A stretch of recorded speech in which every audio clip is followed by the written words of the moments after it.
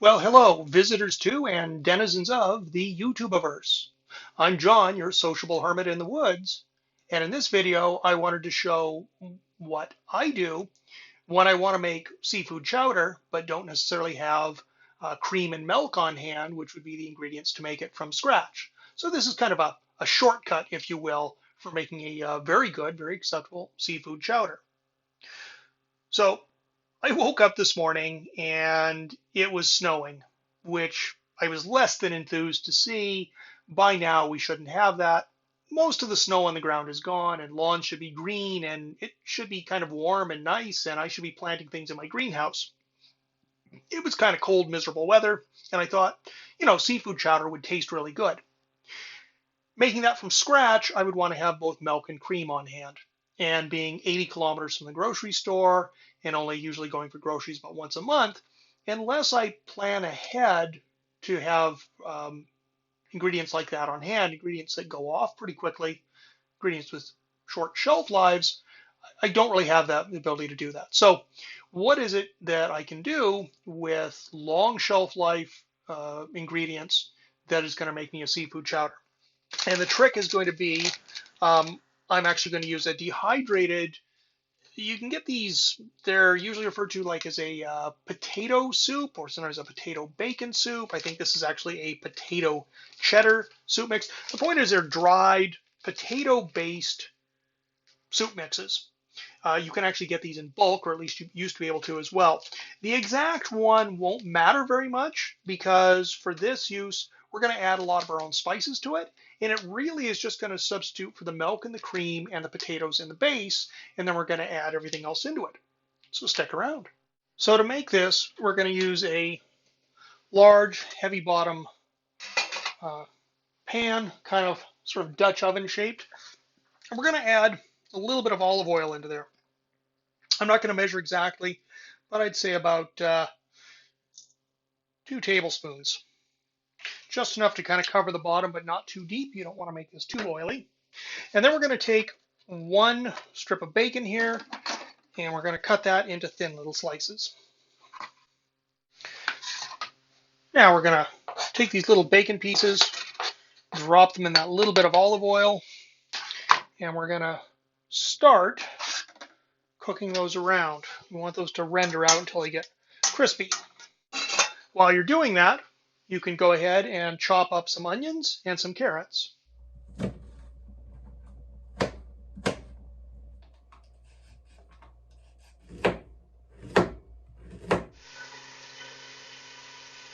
After the bacon's got a little bit of a head start, we'll go ahead and we'll put our onions and carrots in there so that they'll have a chance to soften up a bit and the onions can caramelize.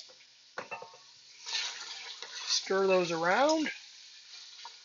Now, at this point, I'm also going to add some Worcestershire sauce. Now, I'm not going to measure this exactly, but if you want an estimate, I'd say this is 1.5 teaspoons I'm going to put in. So much. And a lot of times when I'm frying onions, I find that that adds a really nice flavor. Okay. Now this will work with pretty much any sort of fish or seafood you have, but for a little bit of variety today, what I'm going to do is use, this is a big chunk off of a lake trout that I caught. It's been cut off the bones. You get about 6 portions like that out of a kind of a common lake trout around here. They run about 5 pounds. And to add a little bit of texture and a little bit of different flavor, I'm also going to use some canned baby clams. Keep the broth. You're going to want to add that in for part of your flavoring, and that'll be part of your liquid volume. Personally, I don't like the bacon pieces to be soggy in this, so I will let this saute here until the bacon bits are crispy, and that's about when the onion starts to caramelize the amount I want. It won't take very long, maybe 4 or 5 minutes all told. Give it a little bit of a stir to make sure things don't stick, although it'll all deglaze off the bottom anyways. That's almost there. We'll give that another minute or two. Okay, that's now gotten, for the bacon's crispy. The onions are turning a little bit of a brown color and caramelizing a bit. Now what we're going to do is we're going to add water. This particular dried potato chowder package calls for 4 cups. but I'm also going to be adding in clam broth. So what I'm going to do is add about 3.5 cups of water. Okay, and I'm going to go ahead and pour in the clams and the clam broth.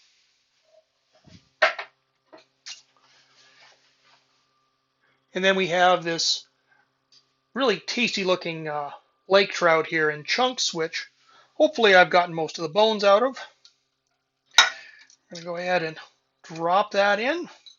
It's okay if some of it's in little pieces because it'll all kind of flake apart and just thicken up the soup, the chowder, and spread the flavor everywhere. Okay. Now I'm going to go ahead and stir that around and let that come up to where it's come up almost to a boil.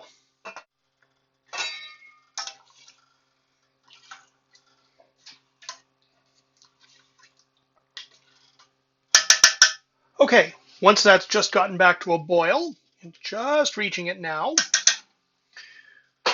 we'll go ahead and add in our secret ingredient, our shortcut here, which is the powdered potato chowder mix. And again, the exact brand and type of this you use doesn't really matter a lot, but it will change what additional seasonings you want to put in.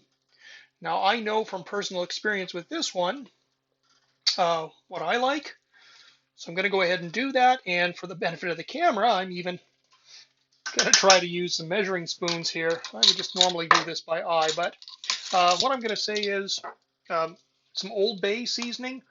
One of the critical things in that is celery seed, which I did otherwise would have put in there directly, but it's already got that. I'm going to put in, there we go, about a half a teaspoon Old Bay and about half a tablespoon each of some fresh ground dried chili flakes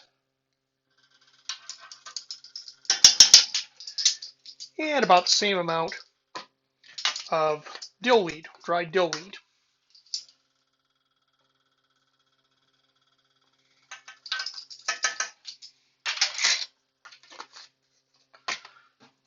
And I'm going to top that off with, I won't measure this, but fresh ground black pepper. Just kind of do that more by smell almost. About so much. Okay. Turn that down a little bit. It's simmering nicely. Give that a stir. And there we go. Now, with the potato soup mix in there, it's starting to look like a chowder. And that's going to take a little while to fully blend in. You need to give this at least 15 minutes. Be okay by then, but it'll be better if we give this about a half an hour. About every 5 minutes, come and give it a stir. So let's let that simmer for a little bit, and then we'll come back in 30 minutes and see what we have. All right, well, our 30 minutes is up, and it's time to serve. So let's take a look. There we go. It's this nice, thick, satisfying looking seafood chowder. It smells really good. Nice big lumps of trout there, clams, some carrot and onion pieces. Oh, let's give this a try. Okay, and I'm just going to garnish that with a little bit of paprika. And time to tuck in. Now, this would obviously be really good with something like fresh bread or buns, or you could go really crazy and make kind of mid-sized buns and cut them open and serve it inside a bread bowl. One of the things about keeping a large stock of food, though, is that you have to do inventory management. So I have some crisp breads that have been sitting downstairs in my pantry for more than a year now. So it's time to go ahead, eat them at a meal where they're going to be tasty, and then replace those. So Here we go. Let's give this a try.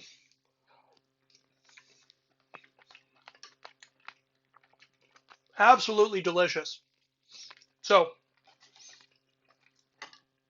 if you're looking for a quick, easy way to make a seafood chowder or a fish chowder, whatever kind of fish you have, that's my shortcut method.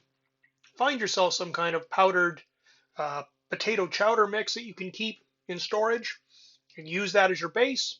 Add seasoning, add seafood of your choice and fish, and let simmer, and you get a great final product. Hopefully that gave you some ideas. I'm going to enjoy my dinner now. So until next time, this is John the Social Hermit saying goodbye.